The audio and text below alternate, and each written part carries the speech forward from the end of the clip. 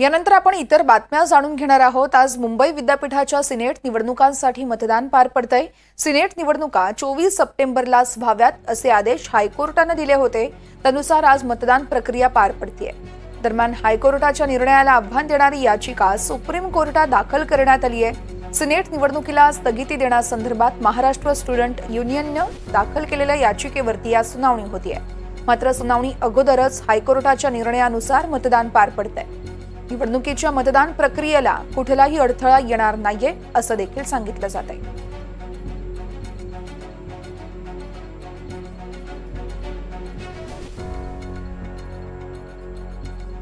Senate निवडणुकीसंदर्भात आज supreme कोर्टात सुनावणी होणार आहे।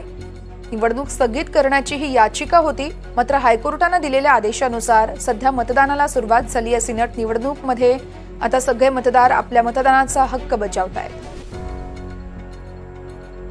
आणि या संदर्भात चेतना कॉलेज बाहेरून देवेंद्र कोल्हटकर आमचे प्रतिनिधी आहेत आपल्यासोबत। देवेंद्र, आपण पाहतो एकीकडे सुनावणी आहे, दुसरीकडे मतदान पार पडतंय। आतापर्यंत नेमकं किती टक्के मतदान झालंय?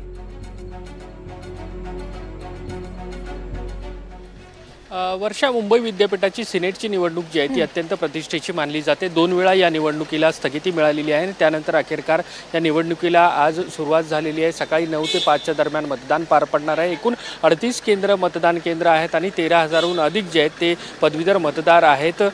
मुंबई विद्यापीठाची ही जी सिनेट निवडणूक आहे, या निवडणुकीमध्ये युवासेना ठाकरेंची युवासेना विरुद्ध अखिल भारतीय विद्यार्थी परिषद अशा पद्धतीचा थेट सामना होणार आहे। त्याचसोबत बहुजन विकास आघाडी, छात्र भारती यांचे देखील काही उमेदवार जे आहेत ते या निवडणुकीच्या रिंगणात आहेत। त्यामुळे आपण बघतो की जी विविध मतदान केंद्र आहेत यावरती आता मतदान जे आहे ते सुरू झालेले आहे। मात्र आज कामकाजाचा दिवस आहे आणि त्यामुळेच जे मतदार आहेत ते मतदान केंद्रापर्यंत आणणं हे ज्या विद्यार्थी संघटना आहेत त्यांच्यासाठी एक आव्हानात्मक काम असणार आहे।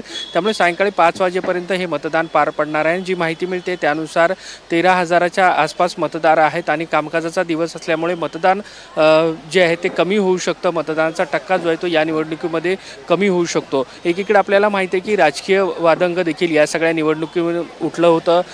न्यायालयात देखील हे प्रकरण गेलं होतं। आज एकीकडे निवडणूक पार पडत असली तर दुसरीकडे सुप्रीम कोर्टात देखील या सगळ्या संदर्भातली याचिका जी आहे ती दाखल करण्यात आलेली आहे। त्यामुळे एकूणच चर्चेतली असणारी सिनेट निवडणूक जी आहे ती अखेरकार सुरू झालेली आहे। मतदान जे आहे ते सुरू झालेलं आहे। त्यामुळे आज मतदान पार पडल्यानंतर नेमकं सुप्रीम कोर्टामध्ये काय या सगळ्या संदर्भात होतं हे देखील पाहणं महत्त्वाचं असेल। आज 24ला हे मतदान पार पडणार आहे आणि 27ला या सिनेट निवडणुकीची मतमोजणी जी आहे ती पार पडणार आहे।